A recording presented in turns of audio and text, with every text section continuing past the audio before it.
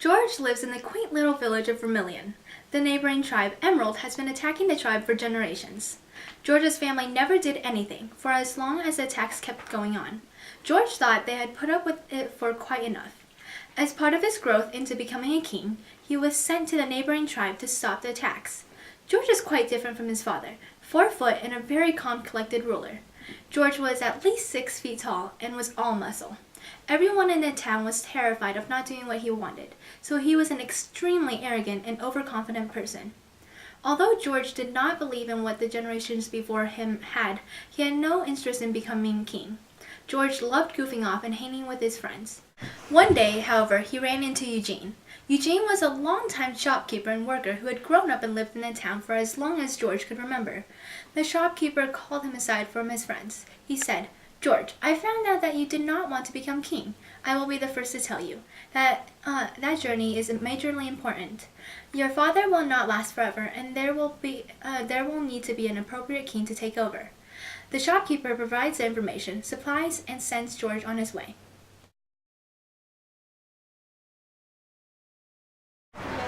I don't know if I can do this. This will be, as soon as I cross the stream, this will be the farthest away from home I've been in my entire life, from my family. Okay, I'll do it.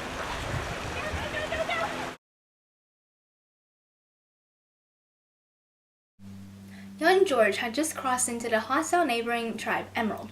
He looks around to find someone with a genial and pleasant air to greet, and asks for directions to their tribe's king. He spots a young peasant girl by the name of Tabitha. Oh, I've been traveling for so long. I'm just gonna do some singing. La la la la la la la la la la. You there! I demand to see your king, King Fabermius, I believe. You have no business being. My name is George. I come from the other village. You have no right attacking our village. Take me to your king. I don't bite. I don't fear you or your weird fighting fetish. It's called sarcasm. Does your tribe not understand that? You're such an idiot, Prince George of Vermilion. Only a fool would dare venture to the lands of the Emerald tribe.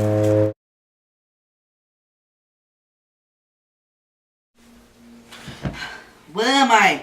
You're in the hospital. Do you have any memory of what happened? Oh, the peasant girl tried to stab me in the shoulder. I'll bring you in some food. Better be good!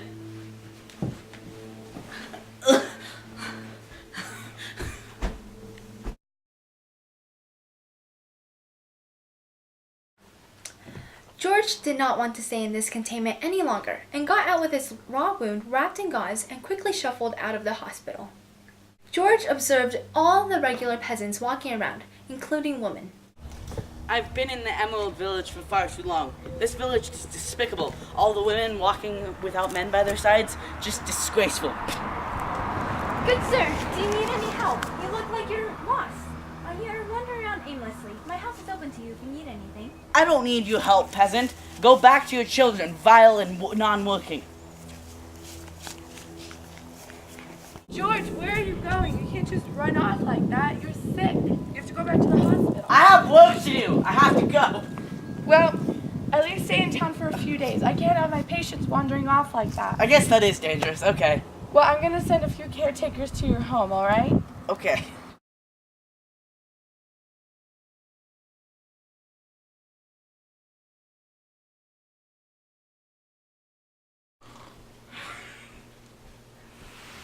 What are you doing here? I don't need you here.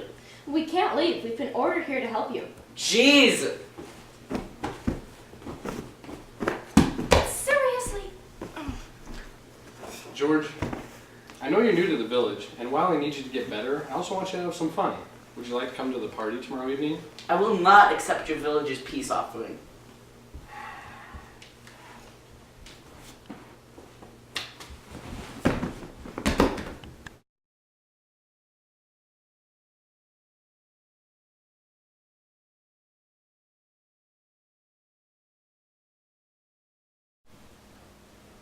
George? Yes? I know that we didn't get off to a great start, but now that we have a better understanding of each other, I'd still like to invite you to that party with the other villagers. It's okay if you don't want to go, though. So. Well, you know what? I've learned to accept your kindness. I would love to go to your party. Really? Cool. Thanks, bro. Wait, but aren't you supposed to stay here and take care of me?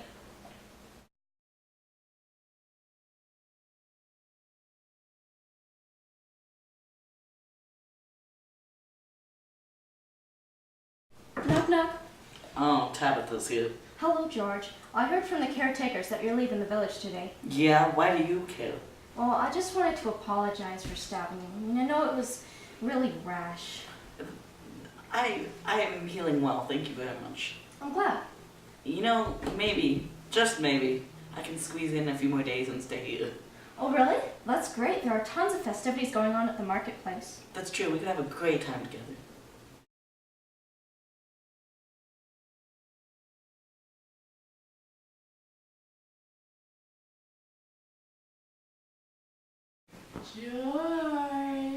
George!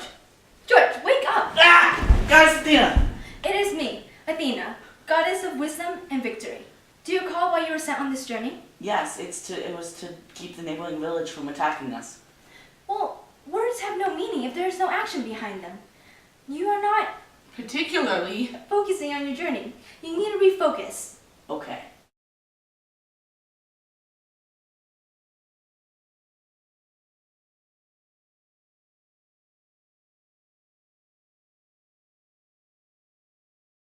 Squawk!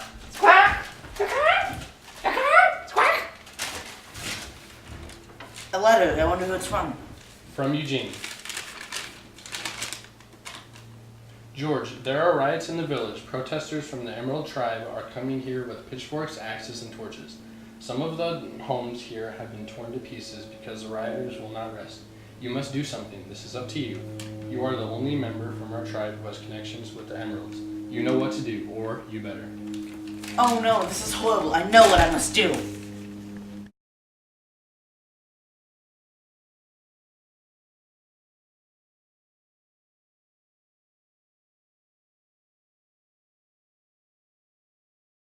That is why I propose new labor documents to be. Excuse me! I come from the village of Vermilion.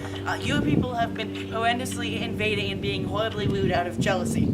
I proclaim peace or we will invade. I repeat, peace or Vermilion will invade. Vermilion is weak! Vermilion is weak! Vermilion is weak!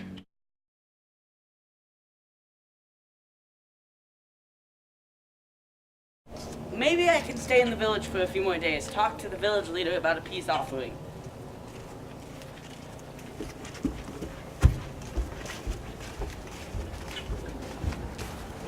What is it, outsider? I come with a peace offering. I will be a hostage or a prisoner in return for peace. Your request seems reasonable. But one condition though. I wish to marry fair maiden Tabitha. Well, if peace will come at such a small price, then I will accept. You will have your wife and your peace. Thank you.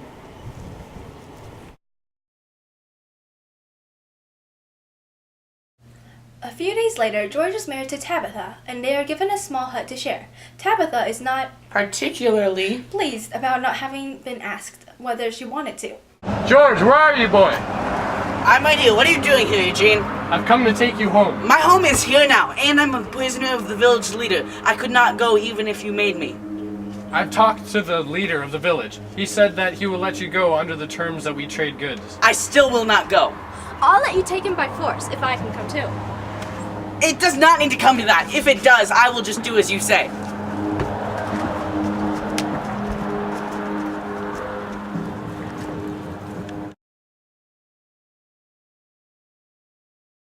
George is welcomed back by his people, who kneel and try to kiss his feet. Instead of letting them, he kneels down to their level and listens to what they have to say. Upon entering his father's hut, George, Eugene, and Tabitha are surprised to find George's father, the village leader, moving about frantically and looking absolutely crazy. Before long, he collapses into a corner and dies. George examines him, finding that his death was due to a sudden, terrible case of dementia. George, Tabitha, and Eugene grieve. But when the villagers find out about their leader's death, they crown George the new one. George is surprised to find that he is village leader, but realizes he now has huge responsibilities. He ventures into the deepest part of the village, aiming to teach the villagers to read so they can understand the book he intends to write about his journey and everything it's taught him.